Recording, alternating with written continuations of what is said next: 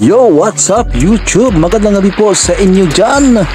Yun, kumusta? Uncle TV nagbabalik ang inyong lingkod. Ayun, ang video na to hatid natin kay Ders TV. Pakisubscribe na lang po ang channel Ders TV. Lagay ko lang po sa description ng kanyang channel para mabisita niyo po siya. Ayun, alright, yung mga OFW natin, mga kababayan na sa ibang bansa. Ayun, kumusta? Ayun, sana naman nasa mabuting kalagayan po kayo. Ayun, alright. Wala lang matamig-tamig na. Silipin na natin to, baka masilip pa to ng iba. Ay!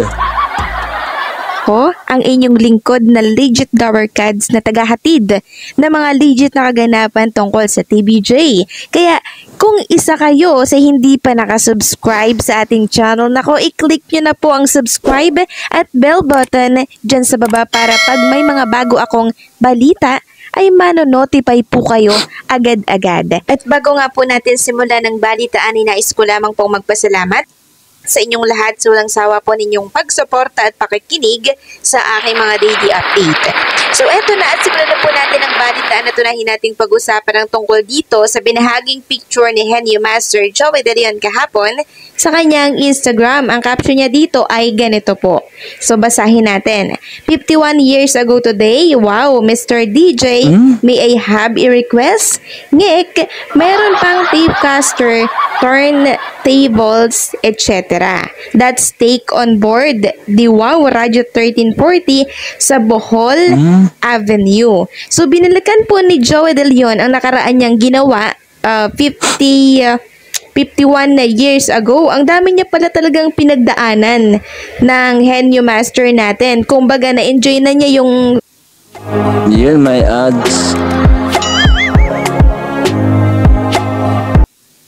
buhay niya ng sobra-sobra dito sa mundong ibabaw. Kaya nga sabi niya, nung nakaraan, kung siya lang po yung tatanungin, hahayaan niya na lang po ang Itbulaga sa trademark dyan po sa tape. Pero ang mga kasama niya, syempre, hindi sang-ayon sa idea na yon. Kasi kanila nga naman yung titulong Itbulaga at ipapasa pa nila yan sa next generation. Kaya kung aangkinin ng iba, papaano nga naman po yung kanilang sinimulan at syempre ang kasaysayan po ng Itbulaga, buburahin at mababaliwala na yan pag nasa kamay po ng iba.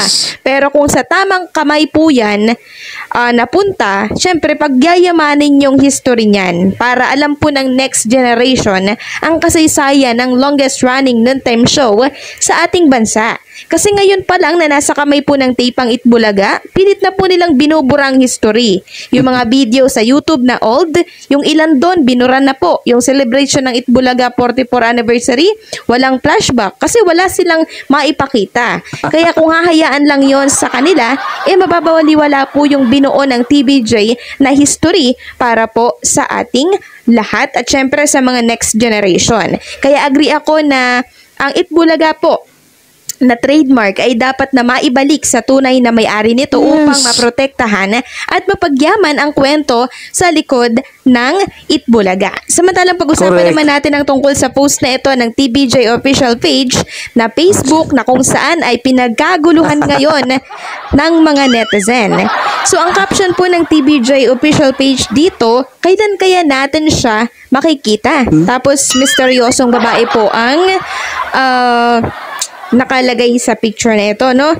So, sister daw yan ni Ellen at naiintriga naman ng ilan dito kung sino yung misteryosang babae na ito na ipapakilala po ni Ellen sa Game 5. Ang mga description niya, matalino, maganda, at 5'7" po ang height. Sino kaya yan? At kung magbabasa kayo sa comment section ng naturang post, ang hula po nila, si Paulo Ballesteros po ito kasi 5'7" ang height niya.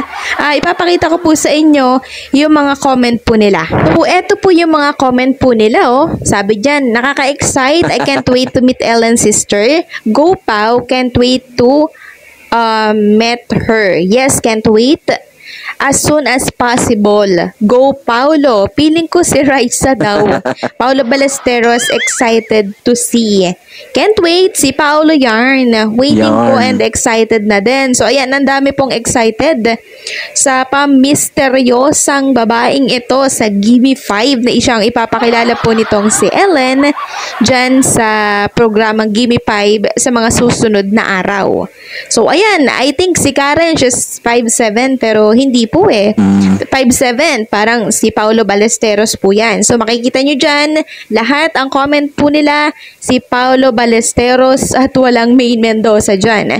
Although Maine Mendoza po yung tayuan niya, pero hindi po 5'7" si Maine Mendoza, kundi 5'4" lang po yung teka muna, height teka. niya. Sisingit lang ako. Ang sa akin ang hula ko dyan, yung nasa 3 TVG yan siguro. Exciting yan kung nasa 3 TVG. Either si Joey De Leon, si Vic Soto, or si Tito Soto. Kasi magaling yan sila magbakabaklaan, di ba? Tuloy na natin. natin kung sino ba yung misteryosang babae na yan sa Gimme 5, ano? Nakapatid po nitong si Ellen. Samantalang pag-usapan naman natin ang ganap kahapon dyan po sa G sa Gedli, na kung saan, di ba may mga pakulo silang pagsayaw-sayaw sa kalsada, na kung saan ay ginaya po sa sugod bahay nitong si Mayor Jose Manalo. So may depensa dyan si Isko, patay mali siya para masabing hindi ng gaya. At sila lang ang gumawa ng sayaw-sayaw na yon sa kalsada. Ang sabi po ni Isko, bihirang-bihira daw ang may sumasayaw sa kalsada.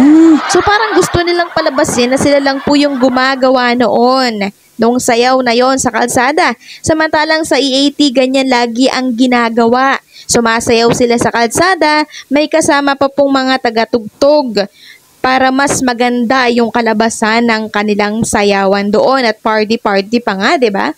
Tapos, sasabihin po ni Isko na bihirang-bihira daw yung gumagawa noon. Pero wiser. Ayan, bihira lang ads.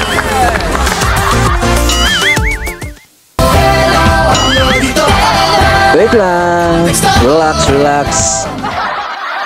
Na sumasayaw sa kalsada? Isang depensa ba ito para matawag na hindi sila ng gaya? Puntahan nila yung mga old video ng inangkin nilang YouTube channel.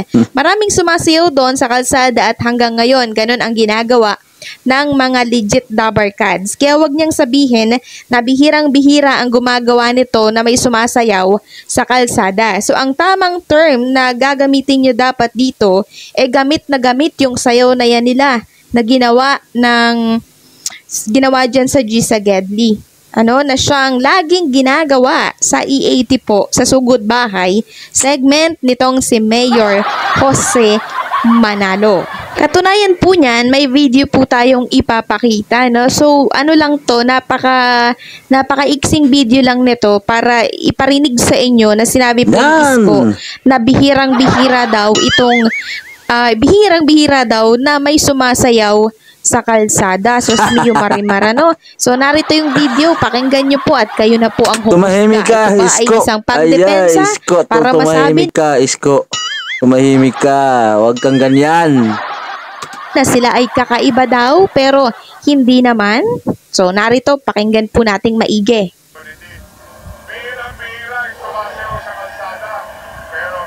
So, ayan po, no, loud and clear po ang sinabi ni Isko na bihirang-bihira ang sumasayaw sa kalsada. So, credit pala, no, sa nakabuking nito na si Chan Chan. Yan, Chan Chan, shoutout sa'yo. At salamat sa araw-araw na pagtutok dyan sa TVJ. At syempre sa pagpuna ng mga kamalian nila dyan. So, yan po yung pinagkukunan natin ng ilang mga info tungkol sa mga kaganapan dyan po sa G sa Gedli. So, ano po yung masasabi niya dito na bihirang-bihira daw ang gumagawa nito, samantalang ito ay gasgas at gamit na po dyan po sa EAT, sa Sugod Bahay ni Mayor Jose Manalo. Yan po yung lagi po nilang ginagawa. Para nga silang nagpa-party-party dyan sa street na pinupuntahan po nila. Guys, tika muna. Hindi nyo ba napansin? 3 lang sila dyan, di ba? Si Jose, si Zombie at saka si Wally. Tapos ngayon, may issue na gumaya sila. Nag-pull out sila ng tao sa studio, di ba? may iba naman taga yung mga yung ibang host ng nasa studio andun nasa labas ngayon, di ba? Para lang sumayaw. Ay, di ba? Wala. Bakit sumayaw si Isko dyan? Di ba? Tatlo lang sila. Kailangan ba mag-pull out ng host or artista para makijoin sa kanila? Yan, tatlo. Bigatin, tatlo lang sa 80. Si Jose, si Sumbi, at saka si Wally. Wala pa. Boom na boom ang resulta, di ba? Kahit tatlo lang yan, pero ang tibay. Tuloy na natin. Or sa kalsada po, no, na kanilang pinagdadausan ng sugod bahay, 'di ba? So wag sasabihin na ito ay bihirang-bihira, wag sasabihin na sila lang ang gumawa nito dahil bago nila maiisip 'yan, marami na po ang gumawa ng sayaw sa kalsada. So ano po ang Bumpalis. masasabi ninyo sa update na ito? Huwag kalimutang mag-comment at mag-subscribe. Talaga tong si Isko. Ay, Diyos ko. Tip Bulaga, ano na ba? Bakit ginagagaga? Gumagaya na naman kayo. Diyos ko, Marimar. Kumuha pa ng tao sa studio. Ay, nako. Tumigil kayo. Bumpalis kayo. Ayun, isa na lang panibagong reaction video ang ating natapos. Kung kayo ay bago pa lang sa ating channel, huwag kalimutan mag-subscribe, like at pa-click na rin sa ating notification bell para ma-update kayo sa ating mga bagong ina-upload. Guys, subscribe kay ating Girls TV, kapatid natin si Girls TV. Nasa description lang po ang kanyang channel, pakibisita na lang po. Ayun ingat po kayo, God bless and stay safe kung saan man kayo naroon. Babush!